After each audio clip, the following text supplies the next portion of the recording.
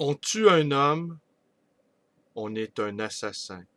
On en tue des millions, on est un conquérant. On les tue tous, on est Dieu. Jean Rostand. Bonjour, bienvenue dans ma bibliothèque. Nous sommes à Montréal, le 24 avril 2013. Mon nom est Bruno Lalonde. Alors aujourd'hui, pour faire suite à la petite vidéo d'hier, et également pour faire suite à la petite conversation téléphonique que nous avons eue, l'ami Bélisle et moi. Et je lui faisais part de ce commentaire qu'Obama était sans doute un authentique psychopathe qui commandait des assassinats téléguidés, qui n'hésitait pas à utiliser des drones, qui a ordonné l'exécution brutale, on dira peut-être nécessaire, mais tout de même brutale, de Ben Laden, et qu'il fallait être singulièrement psychotique pour, euh, pour prendre, sans état d'âme à mon avis, ce type de décision-là. Évidemment, Obama est dans la lignée des conquérants, on l'aura compris. Et l'ami Bélisle, lui, ne s'étonnait pas, et il affirmait que lui aurait été capable de prendre ce genre de décision-là.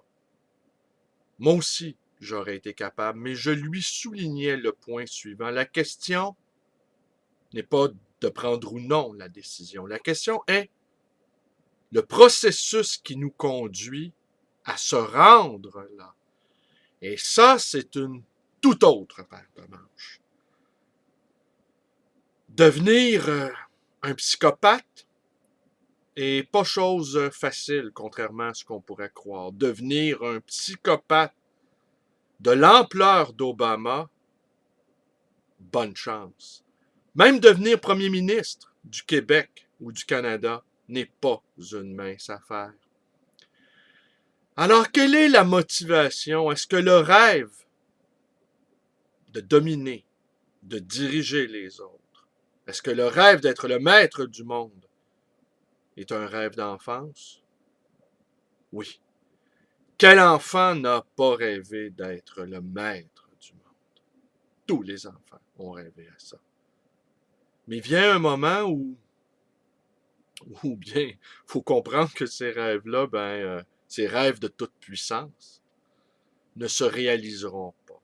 Chez beaucoup d'adultes, ce fantasme enfantin perdure toute la vie. Et ils n'hésitent pas, puisqu'ils n'atteindront pas cet objectif-là de diriger la vie des autres, ils n'hésitent pas à encourager les autres dans leur rêve de domination sur autrui. Et ils s'y plient de bonne grâce, se disant qu'à leur place, ils ne feraient pas mieux. Alors donc, oui, rêve d'enfance et cauchemar pour les uns. Et que se passe-t-il pour l'enfant qui a fait un pas de côté, qui a préféré simplement jouer avec ses amis, qui a préféré dessiner, écrire, danser, chanter, qui a préféré simplement être un enfant et qui a abandonné rapidement cette volonté infantile de toute puissance.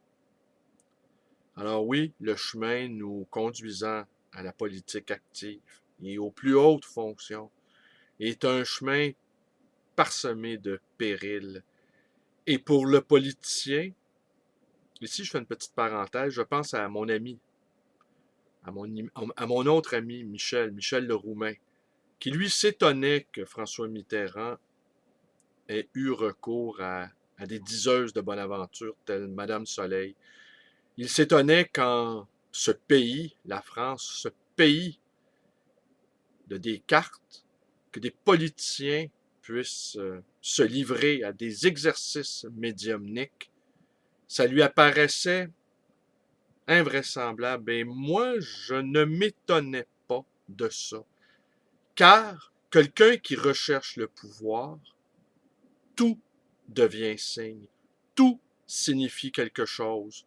un sourire crispé, une poignée de main molle, qui peut être un ami, qui peut être un allié, qui peut nous barrer la route pour accéder aux plus hautes fonctions, qui peut nous aider, qui peut, qui peut faciliter notre tâche, qui peut nous entraver.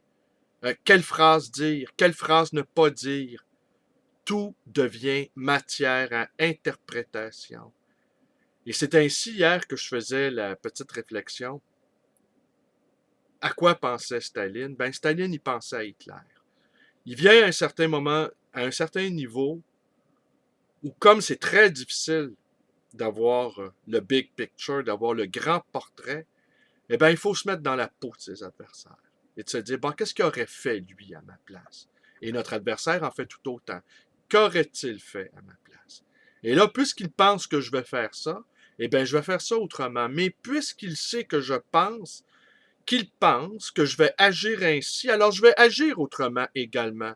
Mais comme il pense que je pense qu'il pense que je pense, et on peut aller ainsi jusqu'au 7e niveau de complexité, eh bien, je vais faire ce qu'il pense pas que je vais faire, c'est-à-dire je vais faire ce qu'il faut faire. Alors là, parfois, la simplicité la plus incroyable, eh bien, déjoue les plans les plus habiles. Alors ces gens-là, ceux qui ont le pouvoir au plus haut niveau, ne font que penser aux autres qui ont également les postes les plus hauts, et ils pensent à qu'est-ce qu'ils penseraient.